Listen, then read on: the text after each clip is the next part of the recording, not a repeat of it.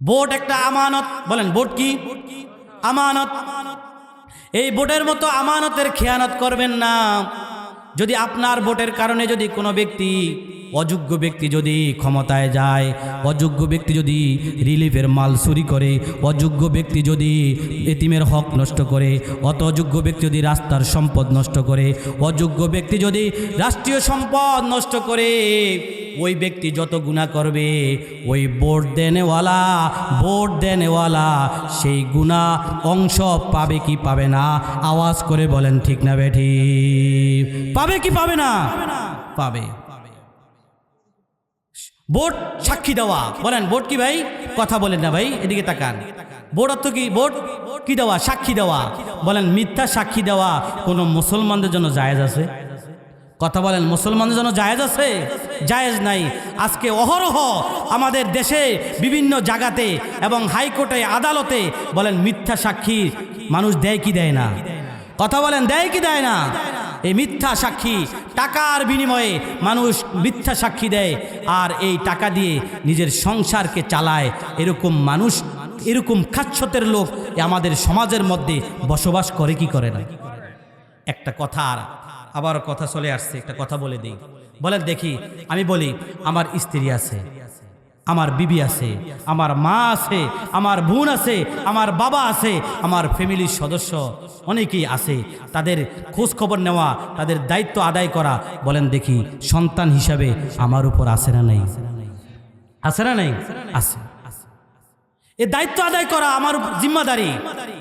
আপনাদেরকে বলে যাই, যারা সুদে টাকা লাগায়, যারা ঘুষ খায়, যারা এতিমের হক নষ্ট করে, যারা বিধবার হক নষ্ট করে, যারা বিধবার কার্ডকে নিজের কার্ড বানিয়ে নেয়, যারা রাষ্ট্রীয় সম্পদ নষ্ট করে, যারা এদেশের সম্পদ নিয়ে বেগমপাড়া তৈরি করে, যারা এদেশের সম্পদ নিয়ে আমেরিকার মধ্যে বাড়ি বানায়, তাদেরকে আমি বলে দিতে চাই, আপনি অবৈধ সম্পদ অর্জন করে আপনার সংসার চালাইলেন, আপনার সন্তানকে লেখাপড়া করাইলেন, আপনার মা, আপনার বাবার খরচ আপনি কি করলেন? আপনার খরচ, আপনার বাবার দায়িত্ব আপনি আদায় করলেন। ফতুয়ার আলোকে বলে যাই, ফতুয়ার কিতাবের আলোকে বলে যাই, আপনার দায়িত্ব আদায় হবে? আওয়াজ করে বলেন, দায়িত্ব আদায় হবে না। এবার আসেন, কাল কিয়ামতের ময়দানে আমাকে আপনাকে দুইভাবে আল্লাহ রাব্বুল আলামিনের কাঠগড়ায় দাঁড়াইতে হবে। কয় কারণে? এক কারণ হচ্ছে আমার দায়িত্ব হচ্ছে আমার পিতামাতার হক আদায় করা, আমার দায়িত্ব হচ্ছে আমার বিবির ভরণ পোষণ দেওয়া, আমার দায়িত্ব হচ্ছে আমার সন্তানের দায়িত্ব, সন্তানকে লেখাপড়া করিয়ে যোগ্য সন্তান হিসেবে এই সমাজের মানুষকে উপহার দেওয়া, জান্নাতের উপযুক্ত বানানো। বলেন দেখি আমার এই দায়িত্ব, আমি যদি অবৈধ টাকা দিয়ে যদি এই দায়িত্ব আদায় করি, আমার দায়িত্ব আদায় হবে? হবে না। এই দায়িত্ব আদায় না করার কারণে কাল কিয়ামতের ময়দানে আল্লাহর দরবারে আমি জিজ্ঞাসিত হব। আরেকটি হচ্ছে, আমি যে অবৈধ টাকা কামাইলাম, আমি যে সুদ খাই, সুদের টাকা অর্জন করলাম, আমি যে ঘুষের টাকা অর্জন করলাম, এই সুদের টাকা, ঘুষের টাকা অর্জন করার কারণে বলেন দেখি এগুলা হালাল না হারাম? আরো জোরে বলেন, হারাম। এই হারাম টাকা অর্জন করার কারণে বলেন দেখি এই ব্যাপারে কাল কিয়ামতের ময়দানে আমরা জিজ্ঞাসিত হব কি হব না? তাহলে আপনার লাভ হইল কি? লাভ হইল কি? আপনি দায়িত্ব আদায় করলেন না, আপনার সন্তানের দায়িত্ব আদায় করলেন না। আপনি বলবেন হুজুর আমি তো ঘরের মধ্যে বড় বড় মাছ এনেছি, আমি তো ঘরের মধ্যে বিভিন্ন রকমের আয়োজন করেছি, বিভিন্ন খাদ্যের ব্যবস্থা করেছি। আপনি বলতেছেন আমি সন্তানের দায়িত্ব কি করি নাই? আদায় করি নাই। বলেন দেখি আমার কথা বললাম না ফতুয়ার কথা বললাম? কথা বলেন, কিসের কথা? ফতুয়ার কথা। এ মুসলমান ভাইয়েরাম, এই জন্য ভোট একটা আমানত। এই আমানতকে অজাগায় রাখবেন না। অজাগায় রাখলে জুলুম হবে, অজাগায় রাখলে জুলুম হবে। আমার নবীজি বলেছেন যারা আমানতের খেয়ানত করে তারা মুনাফেক। তারা কি? মুনাফেক। এবং জুলুম কাকে বলে? এই জুলুমের ব্যাখ্যাটাও বুঝে নেন। এদিকে তাকান ভাইয়েরাম, জুলুমের ব্যাখ্যাটাও বুঝে নিন। জুলুমের ব্যাখ্যা হচ্ছে যে জায়গায় যে জিনিসটা রাখা দরকার ওই জায়গায় না রাখার নাম কি? জুলুম। বলেন, যে জায়গায় যে জিনিসটা রাখা দরকার ওই জায়গায় না রাখার নাম কি? জুলুম।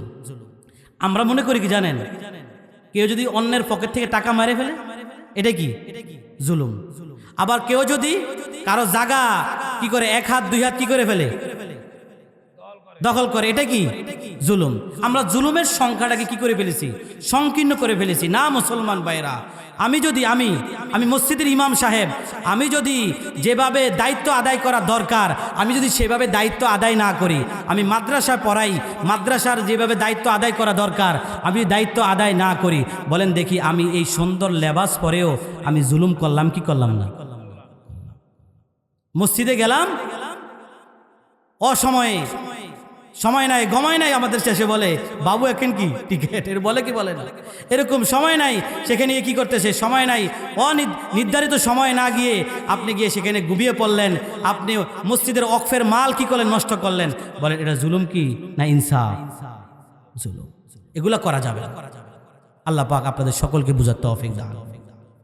মুসলমান ভাইয়েরা, হে মুসলমান আল্লাহর গোলাম, কান পেতে শুনুন।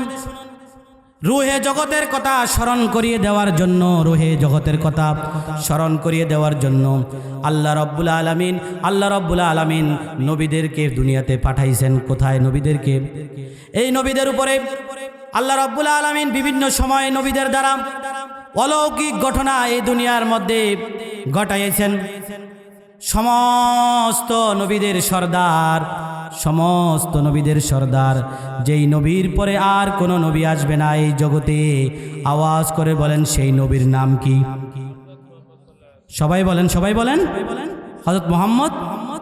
বলেন নবীর পরে নবী নাই, বলেন নবীর পরে, আওয়াজ করে বলেন নবীর পরে সংসদে আইন চাই। আমার সাথে সকলে এই তাল মিলিয়ে একটু বলবেন, নবীর পরে নবী নাই, সংসদে আইন চাই। আপনারা সকলে চান কি চান না? নবীর পরে কোনো কি নাই, নবী নাই। গোলাম আহমদ কাদিয়ানি নবী দাবি করছিল কি করে নাই? এবং তার অনুসারীরা এখনো এই জগতের মধ্যে আছে না নাই? আছে। বলেন তারা আমার নবীকে শেষ নবী মানে না। বলেন যারা আমার নবীকে শেষ নবী মানে না তারা কি মুসলমান থাকে না কাফের হয়? আপনাকে কাফের আওয়াজটা একটু কি হয়, বেশি হয় না, শক্তির মাধ্যমে আপনারা বলতে পারেন নাই। সকলে বলেন যারা আমার নবীকে নবী মানে না, আমার নবীকে যারা নবী মানে না, বলেন সে কি মুসলমান না কাফের?